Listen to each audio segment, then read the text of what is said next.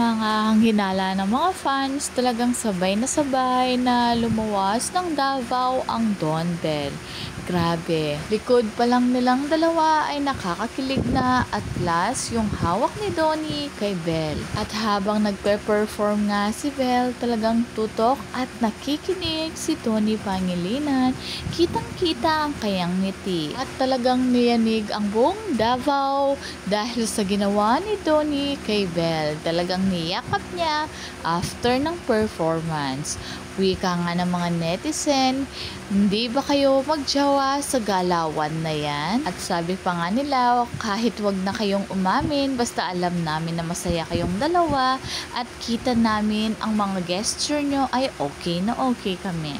Napaka-cute talaga ni Belinda sa mga reaction niya tuwing nagsushoot si Donnie Pangilinan.